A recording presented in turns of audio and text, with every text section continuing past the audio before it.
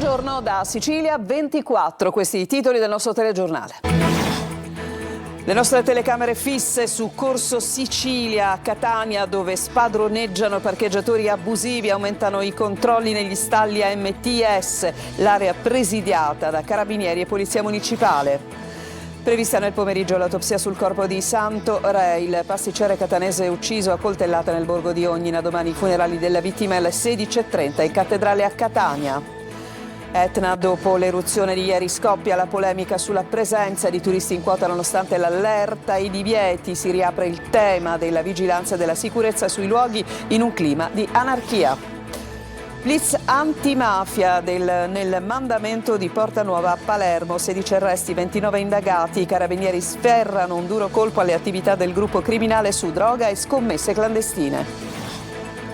Inferno per gli automobilisti sull'autostrada A19, cantieri aperti nel tratto tra Casteldaccia e Altavilla e file di 5 ore per entrare e uscire da Palermo. Adesso è timore per la stagione estiva alle porte.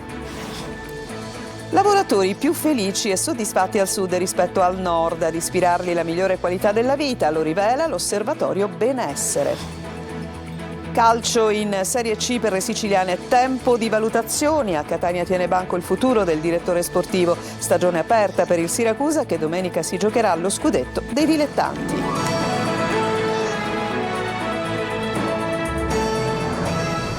Ancora ben trovati, le nostre telecamere sono praticamente ormai quasi fisse sul Corso Sicilia a Catania, dove i nostri servizi, dopo la morte di Santo Re ad Ognina, sono aumentati visibilmente i controlli nel parcheggio di AMTS. In mattinata un nuovo sopralluogo del sindaco Trantino in un'area presidiata da carabinieri e polizia municipale. Tonino De Mana.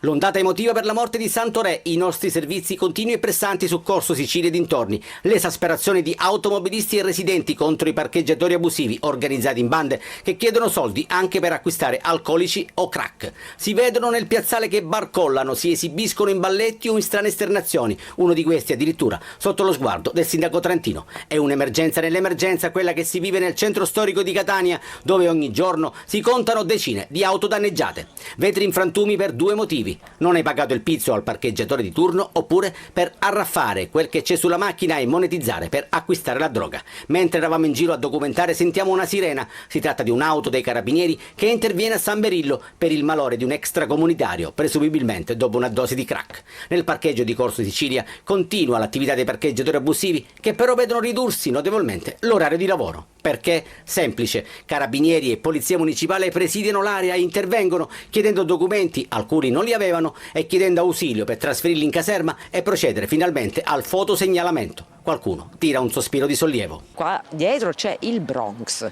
Il problema non sono le prostitute, il problema è c'è evidentemente tantissima brutta roba che gira. La sera specialmente non c'è nessuno qua, non c'è un presidio, almeno finora non ce n'è stato. Il controllo ci vuole perché comunque sia c'è troppo disordine soprattutto per le donne. Ma bastano i controlli? No. Basteranno questi controlli o serve altro, alias spedirli in patria se non in regola con il permesso di soggiorno? Domani intanto è prevista una riunione del Comitato per l'Ordine e la Sicurezza Pubblica. Sarà eseguita nel primo pomeriggio di oggi l'autopsia sul corpo di Santo Re, il pasticcere catanese ucciso a coltellate nel borgo di Ognina lo scorso 30 maggio. Domani i funerali della vittima in cattedrale. Manuela Corsi. Sarà eseguita nel primo pomeriggio presso l'Istituto di Medicina Legale di Catania l'autopsia sul corpo di Santo Re, il pasticcere ucciso a coltellate nel borgo di Ognina lo scorso 30 maggio da John Obama, posteggiatore abusivo dello Zimbabwe. Dopo l'esame autoptico effettuato dalla dottoressa Monica Salerno, verrà dato il nulla osta per il rilascio della salma alla famiglia e consentire così i funerali che si svolgeranno domani alle 16:30 nella cattedrale. Intanto Innocent Akabue, conosciuto come John Obama, ieri davanti al GIP si è avvalso della facoltà di non rispondere. Il giudice ha convalidato l'arresto ed emesso un'ordinanza di custodia cautelare in carcere. Ad incastrare il 37enne 2 testimoni oculari e le immagini dei sistemi di videosorveglianza della zona. Lo vediamo in piazza Mancini Battaglia, intento a fuggire via dopo il delitto. Obama è stato bloccato dalla polizia in viale Alcide De Gasperi all'incrocio con via del Rotolo, con i vestiti e le mani ancora sporche di sangue. In tasca il decreto di espulsione che non è mai stato eseguito. Non emerge ancora un movente chiaro dell'omicidio. Santoré, terminata la giornata lavorativa, stava raggiungendo la macchina parcheggiata nella discesa che conduce al porticciolo di Ognina. A metà della rampa il 37enne ha sferrato alcuni fendenti con un grosso coltello da cucina in direzione del pasticcere, che ha provato invano a difendersi. Santoré, secondo i testimoni, conosceva bene l'indagato, al quale spesso offriva da mangiare. Forse proprio il cibo sarebbe stata la causa della furia omicida. Il giovane stava portando a casa alcune granite che Obama avrebbe preteso. Di fronte al rifiuto, la reazione violenta. E di sicurezza nelle città, violenza giovanile, continueremo a parlare dopo il nostro telegiornale. Nella puntata odierna di Sicilia 24 Focus, ospiti di Lorena Dolci, l'assessore del comune di Monreale Riccardo Oddo, il dirigente di Polizia Anticrimine Montemagno, il presidente regionale di Confcommercio Gianluca Manenti, in onda alle 14.30, in streaming su siciliaweb.it. I messaggi di testo possono arrivare alla nostra linea WhatsApp 342 74 55 005. E adesso torniamo all'eruzione dell'Etna di ieri, perché dopo appunto l'episodio importante di ieri è scoppiata la polemica sulla presenza di turisti in quota, nonostante l'allerta massima e i divieti. Poteva essere un'altra Pompei, dice il sindaco di Belpasso Caputo, che chiede chi deve vigilare sui luoghi, ma sono stati altri ovviamente le opinioni su questo tema. Cerca di fare chiarezza Eva Spampinato. Ieri si è corso un rischio importante, ritengo che sia stata una giornata davvero fortunata, perché poteva avvenire la perdita di vite umane, avremmo vissuto una Pompei in diretta. Il paragone può sembrare esagerato, ma quello che si è verificato ieri sull'Etna è lo stesso fenomeno che interessò Pompei, ovvero un'immensa nube ardente che correva veloce sul fianco del vulcano, un flusso di materiale magmatico e gas ad altissime temperature. Là c'è una temperatura che va dai 400 agli 800 gradi. All'indomani delle immagini che hanno fatto il giro del mondo e hanno anche creato allarme tra chi non è abituato agli spettacoli naturali che regala l'Etna, la polemica corre veloce e riguarda le guide turistiche, la sicurezza, i controlli, il rispetto delle regole. Innanzitutto dovrebbero vigilare le guide che si portano i loro clienti, ne hanno la piena responsabilità. Il sistema di preallerta Etnas ha funzionato alla perfezione. Alle 5.30 del mattino l'allarme è stato recepito dai 13 sindaci dei comuni interessati, dalle forze dell'ordine, dal consorzio delle guide turistiche. Vietato oltrepassare quota 2.500 metri. Ma nessuno a vigilare, nessuno a intervenire. I turisti intenti a scappare si trovavano ben oltre quota 2008. Invece alcune guide inconsciamente sono arrivate soprattutto sul versante nord a Piano delle Concazze, ma non si sono limitati a fermarsi a Piano delle Concazze per portarsi verso la sella tra il cratere di sud-est e il cratere di nord-est, che era un punto oggettivamente pericoloso. Mentre sul versante sud escursioni annullate e regole rispettate, a nord è stato il caos, turisti in fuga, guide improvvisate e anarchia, denuncia Francesco Russo Morosoli, patron della funivia dell'Etna. E questo mette a rischio appunto vite umane e mette a rischio anche l'economia di una zona. Le guide di Etna Nord intanto si giustificano. Eravamo in sicurezza, ma bastava un attimo perché accadesse una tragedia. Blitz antimafia a Palermo, a Porta Nuova, 16 gli arresti, 29 gli indagati, droga e scommesse, i canali finanziari di Cosa Nostra. L'odierna operazione dei carabinieri fa seguito a quella maxi retata di febbraio in cui furono arrestate 181 persone. Marco Gullà. 16 arresti e 13 obblighi di dimora, azzerato il mandamento di Porta Nuova Palermo, 29 misure cautelari in tutto, eseguite stanotte dai carabinieri e che sono il seguito della maxi operazione di febbraio in cui furono arrestate 181 persone. Emerge una Cosa Nostra legata alle regole dei padri fondatori, ai suoi antichi riti e al tradizionale repertorio criminale fatto di estorsioni, traffico di droga e scommesse clandestine online, ma anche capace di ricorrere ai moderni mezzi di comunicazione per cercare di sfuggire alla pressione operazione investigativa. Una mafia coesa, violenta e vitale che può contare su un'allarmante disponibilità di armi, si legge nella nota dei Carabinieri. La mafia gestisce direttamente le piazze di spaccio o impone una tassa ai pusher nel caso in cui deleghi il lavoro sporco. In ogni caso i boss controllano i canali di approvvigionamento. Le sostanze principalmente spacciate sono cocaina e droghe sintetiche. Nel frattempo Cosa Nostra impone i pannelli di gioco per le scommesse. Chi sbaglia viene punito con brutali pestaggi e poi anche investimenti in attività economiche apparentemente lecite. Per smarcarsi dalle intercettazioni Cosa Nostra effettuava telefonate tramite app o anche videochiamate. Canali nuovi che però sono stati prontamente percorsi dagli investigatori arrivati alle fonti. Gli indagati non erano stati inclusi nei provvedimenti dello scorso 11 febbraio nell'operazione Grande Inverno che aveva portato in carcere 181 persone. 2 aggressioni, oggi una a Messina, l'altra a Palermo, entrambe ai danni di donne.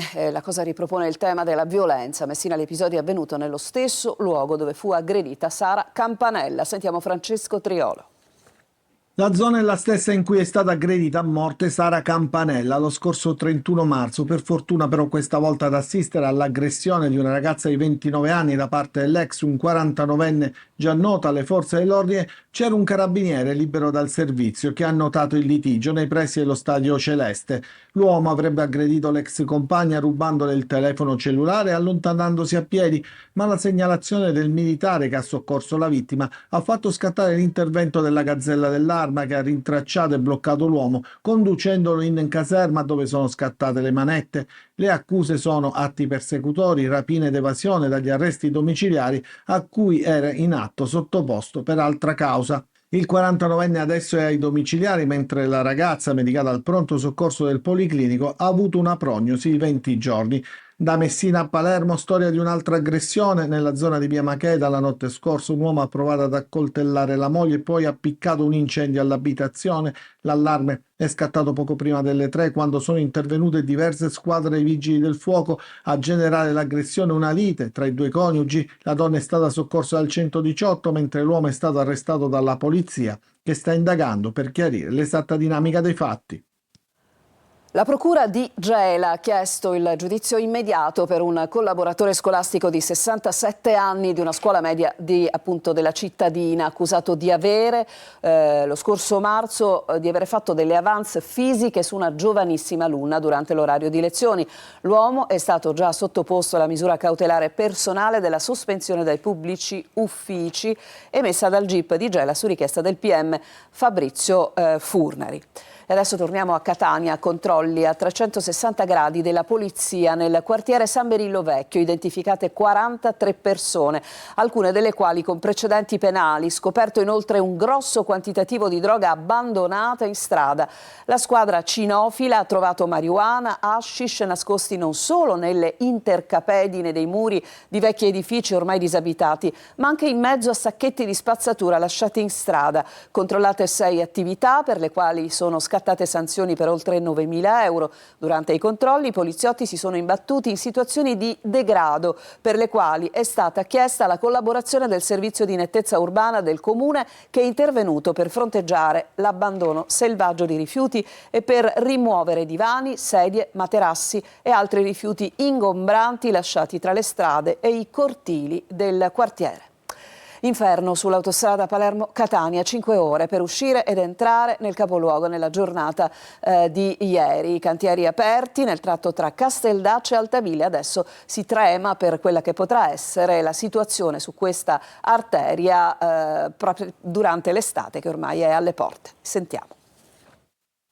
Quella che doveva essere ieri una serena giornata di festa per molti automobilisti e turisti si è invece trasformata in un incubo. A 19 una giornata di traffico intenso, lunghissime chilometriche le code in uscita e soprattutto in entrata a Palermo. Per uscire dal capoluogo e superare il cantiere su viadotto Perriera si impiegava in media 2 ore. Tanto è stato necessario per percorrere circa 10 chilometri e arrivare nel tappo tra Casteldaccia e Altavilla. Un cantiere che è stato consegnato a settembre del 2024 e i cui lavori è previsto finiscono a marzo 2026. Maggiori disagi al ritorno perché in direzione Palermo i cantieri sono due, a pochi chilometri di distanza. Il primo sempre il viadotto Perriera, il secondo a Bagheria di 1 chilometro per rifare le barriere. E fino a tarda notte la situazione è quella che vedete in queste foto. Tantissimi turisti arrivati da Siracusa per assistere alle tragedie greche hanno impiegato 6 ore per raggiungere il capoluogo. Il presidente della regione, Renato Schifani, in qualità di commissario governativo per i lavori sulla 19, sta valutando l'ipotesi di ritirare le deleghe ai 2 subcommissari per i forti disagi causati dai cantieri aperti sull'autostrada. Uno scenario che a questo punto si ripeterà anche nelle settimane successive, soprattutto nel weekend. Traffico in tilt questa mattina sulla tangenziale di Catania tra San Giovanni Galermo e Mister Bianco a causa di un incidente che ha coinvolto diverse auto e una moto. Secondo le prime informazioni che ci sono state fornite c'è un ferito, la persona alla guida della moto, per il quale è stato richiesto l'intervento dell'elisoccorso. A seguito di questo incidente si sono formate lunghe code in entrambe le direzioni, 7 km in direzione Siracusa e 4 in direzione Messina.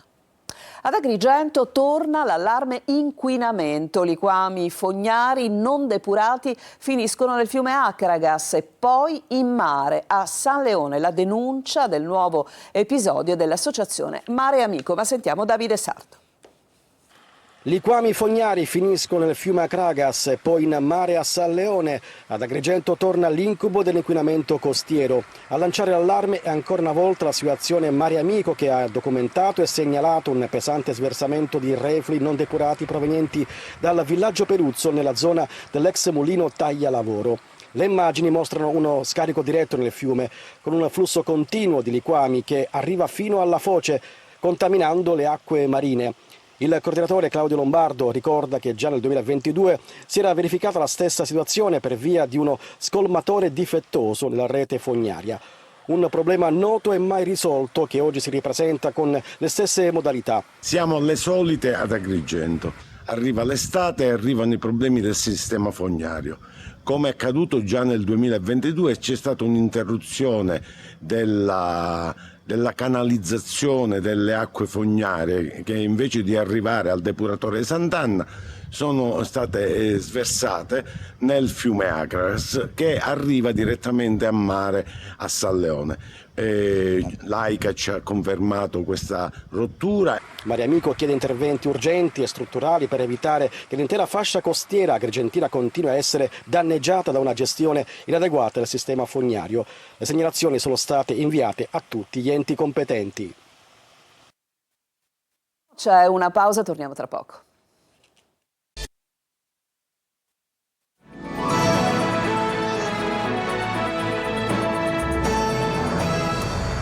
Seconda parte di Sicilia 24 a Caltagirone. La possente scala è stata illuminata con 1800 luci per simboleggiare libertà e pace, un'iniziativa che ha coinvolto tanti cittadini e turisti, allestita ieri sera per omaggiare la festa della Repubblica. Simona Mazzone.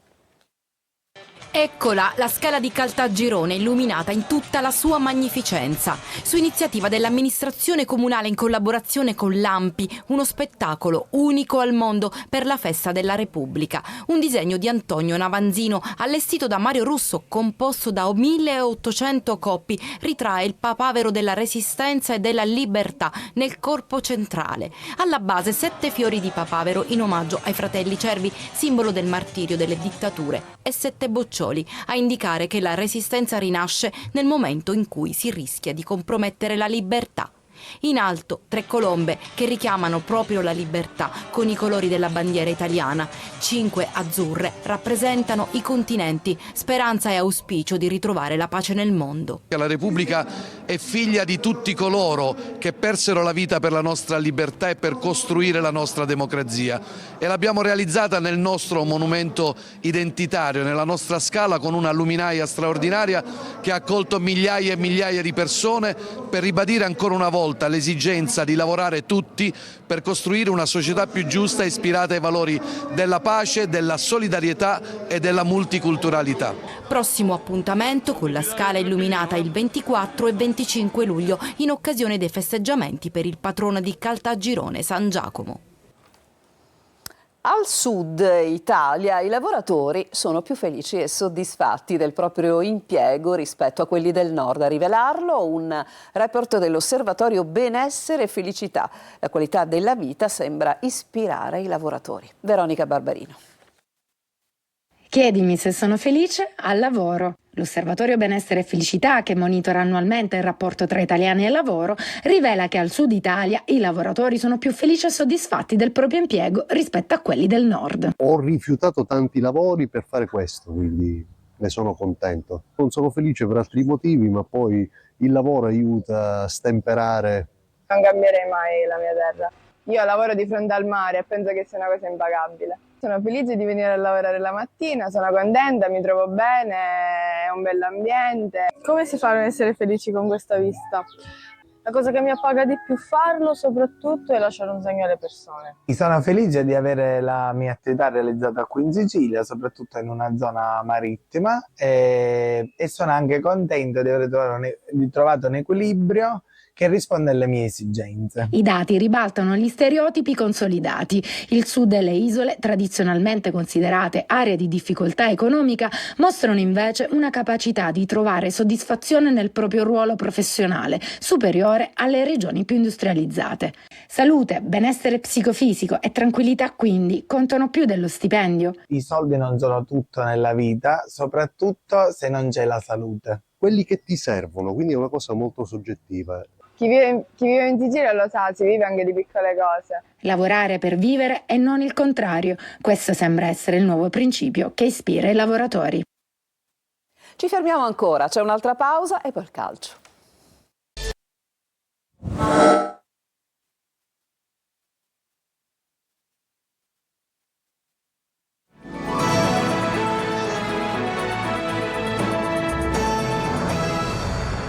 Siamo tornati in studio, tempo di valutazioni in casa delle squadre siciliane. L'unica ad avere ancora aperta la stagione è il Siracusa, che domenica si giocherà lo scudetto dei dilettanti. A Catania invece tiene banco il futuro del direttore sportivo, Francesco Triolo. Sarà quasi certamente la settimana in cui in casa Catania si dovranno stringere i discorsi relativi alla programmazione della prossima stagione. L'unico punto certo al momento è la partenza per il ritiro fissato per metà luglio a Norcia. Per il resto c'è da verificare tutto o quasi, a cominciare dalla composizione dello staff dirigenziale. La scelta se proseguire con Daniele Faggiano oppure no dovrebbe essere presa in questi giorni, dopo le valutazioni delle scorse settimane. L'ipotesi che il dirigente possa andare via è stata suffragata dalle voci che vorrebbero a Catania un ritorno di Guido Angelozzi. Tutto però è da definire. Sembra più salda la posizione di Mimmo Toscano in panchina, ma è una valutazione che verrà fatta dopo. Intanto però si guarda anche al parco giocatori, si va verso la conferma di un blocco come quello difensivo di Ini, Gherardi, Di Gennaro, quindi Di Tacchio, Raimo, Guglielmotti, oppure Jimenez, Lunetta, Stoppe Inglese in attacco. Il resto è tutto da valutare. Valutazioni in corsa anche per il Siracusa, pur se la stagione non è ancora conclusa. Gli azzurri infatti domenica prossima si giocheranno lo scudetto dei dilettanti in gara unica contro il Livorno in campo neutro, un traguardo che la squadra di Turati vuole a questo punto centrare. Stagione conclusa al Trapani, dove si lavora sul mercato, intanto in uscita diversi giocatori che non hanno convinto, tra questi l'attaccante ongaro arrivato a gennaio, ma senza incidere. Sempre complicata la situazione a Messina, l'ex presidente Sciotto starebbe cercando di evitare il fallimento attraverso alcuni pagamenti in extremis prima dell'udienza del 10 giugno, ma pesa il meno 14 in classifica con cui si ripartirebbe l'anno prossimo. Ed è tutto, il telegiornale finisce qui, grazie per averci seguito. Prossimo appuntamento con il nostro telegiornale alle 19, vi lascio con Lorena Dolci e Sicilia 24 Focus. A tutti buon pomeriggio.